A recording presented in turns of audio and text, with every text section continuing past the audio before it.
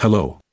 This short video clip has been brought to you by GDI Consulting and is to help you review your submission towards the NASA SEWP VI opportunity.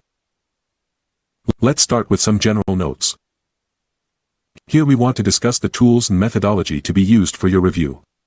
With regards to the tools that are necessary for a review, obviously it starts with the RFP sections L and M. We also need a compliance matrix.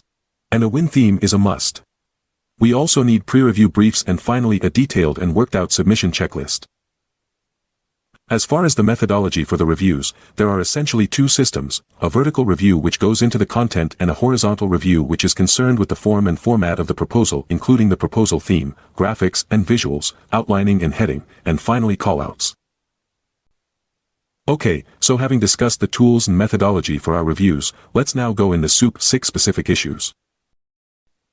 As you know, there are 3 volumes to the proposal and we are assuming that you know the requirements in general. So let's start with Volume 1 or the offer volume. So the first item that needs to be reviewed is the administrative section or documents. We will not go into the details for that as it is the standard procedure for all bids. A few review notes, however. First, ensure documents such as subcontracting plan or Merkle have the proper wording and answer the requirements. Second, ensure that you include the Ability 1 letter. Also, don't forget to include the list of consultants and subs used in writing the proposal. As far as horizontal review, ensure all documents are signed and filled out properly. For ISO 9001, which is required for all categories, ensure that the certification or letter stating that the certification request is in process is fully documented. In form, ensure the name and address and POC information of the certifying agency is provided. For CMMI, which is required for Category B only, ensure that the certification or letter stating that the certification request is in process is fully documented. In form, ensure that the provided CMMI certification is Level 2 or above and also ensure the name and address and POC information of the certifying agency is provided. Continuing under Volume 1, let's look at mandatory experience. For Category A, you need to ensure that for one sub-area you have at least 1,000 CLINs from one OEM or provider, and another 50 CLINs from a second OEM. You also need to ensure at least 150 CLINs for 3 other sub-areas, 2 for SBs, from which 100 must be from one OEM and another 50 from a second OEM, that is 150 CLINs per sub-area. Don't forget to ensure that your pricing for each CLIN item is sound and reasonable. Finally, you must have a letter of authorization from each OEM included. As far as horizontal review points, ensure all columns under Exhibit 3A, which is for the CLINs listing, are filled completely and this includes UN SPSC codes for all items. Also ensure the LOAs are properly signed. For mandatory experience for Category B or C, you need to ensure you are providing 4 contracts, 3 for SBs, and 2 for special SB socioeconomic categories. And they must cover the sub-areas. That is 1 contract per sub-area. You put the information in Exhibit 1 or relevant experience project table form. 1 per contract.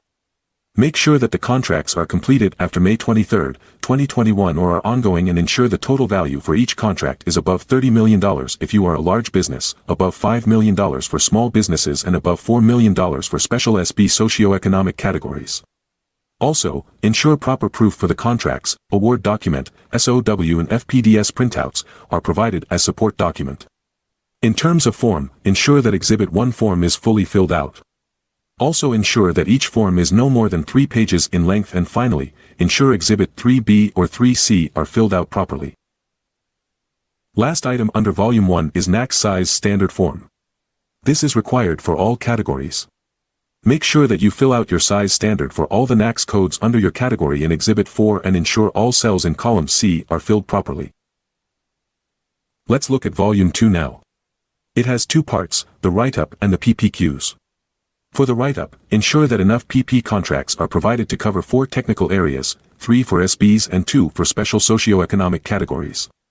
Of course, you cannot have more than 3 contracts. Also ensure that the annual value of the contracts is $2.5 million for large businesses. For small businesses, the annual value must be above $150,000 for Category A, $1 million for Category B, and $500,000 for Category C. In addition, you need to ensure that the contracts are completed after May 23, 2021 or are ongoing with 6 months of performance. Also, you must ensure that the write-ups for each contract ties it properly with one of the technical areas under your category. Finally, don't forget to check for a properly filled out past performance matrix, as in RFP page 109. In form, ensure that the overall write-up is no more than 10 pages. In this regard, don't use pictures and use the space for more content. The second item under Volume 2 are the PPQ or Past Performance Questionnaire forms. These should be filled out for the same contracts used in the past performance write-ups using the PPQ form that comes with the RFP. Remember, previously signed PPQs or CPARs are not acceptable. Once you fill the parts that are your responsibility to fill out, these should be sent to the customers. Make sure that you review the forms before sending to the customers. Reviewing before sending to the customer is crucial because the forms will be sent to NASA directly, and also once the customer signs it, even if they send a copy to you, asking them to change and re-sign is difficult. So, that was Volume 2 review notes. Now, let's look at Volume 3. Volume 3 or Mission Suitability Volume has two subfactors that you need to review, the Technical Approach subfactor and the Management Approach subfactor. For technical approach, first of all, ensure that you tie in your experience and past performance with the technical areas you provided contracts for. The technical areas under each category have their own sub-areas, so make sure to cover as many as possible. For example, for Category A, Technical Area 1A, that is IT Computer Systems/Compute Facilities, it has over 23 sub-areas. Or for Category B, Technical Area 1B, that is Enterprise-Wide Network Services, that has 14 different types of possible tasks under it. Try to cover as many as possible in your write-up. Also make sure to use your already prepared win theme here in your write-up. As far as form is concerned, ensure that the overall write-up is no more than 15 pages and use graphics and callouts to clarify and provide better presentation. For the management approach subfactor, provide a supply chain risk management write-up per your category. Use your Cyber Compliance Manager or CISO in this to review. You also need to review the sustainability write-up, ensuring you are answering the 7 areas outlined in the RFP, page 112. Also, review the write-up on corporate policies and resources towards product/service diversity. And finally, you need to review the write-up on your program management approach, including the 6 areas outlined on pages 112 to 113 of the RFP. Don't forget to ensure that the overall write-up is no more than 15 pages and use graphics and callouts to clarify and provide better presentation. So that was the review points for the 3 volumes of the submission.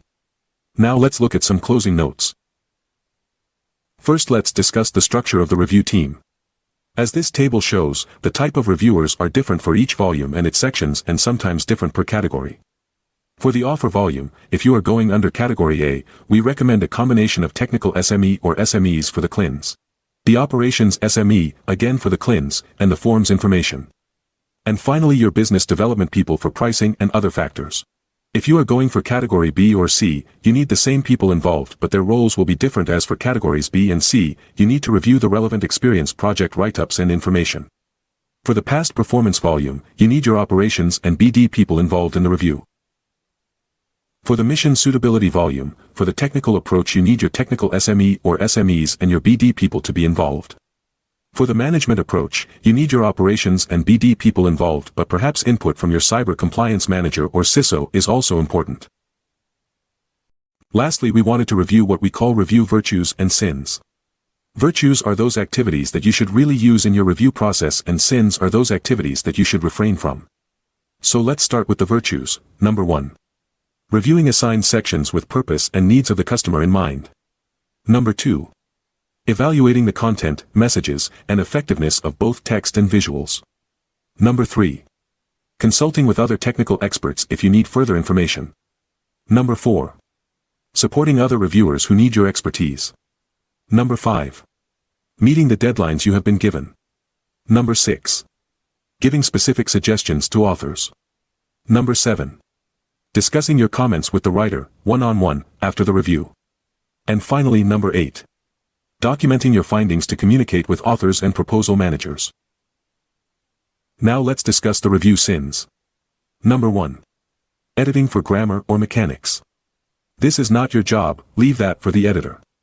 Number 2. Criticizing writing style. Instead, look for the accuracy of the content. Number 3. Commenting on information outside your area of expertise. Number 4.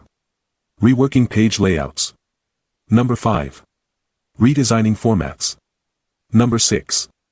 Revising information simply so it sounds better to you. Instead, focus on substantive content. And finally, number 7, making vague, unclear comments such as, "This section stinks," "This is incorrect," or "Rewrite this." This concludes our introduction to the SEWP VI opportunity. Before ending, we would like to mention the services that GDIC provides for SEWP VI.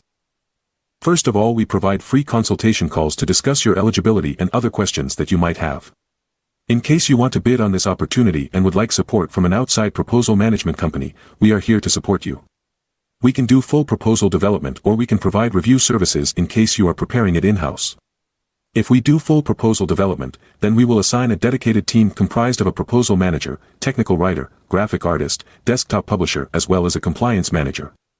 We will take care of the proposal cradle to grave and will go through the full review cycles. Thank you again for watching this introduction. If you want to contact us for support, please go to our website and fill out a contact form for support. We also hope you will watch our other introductory clips on government opportunities.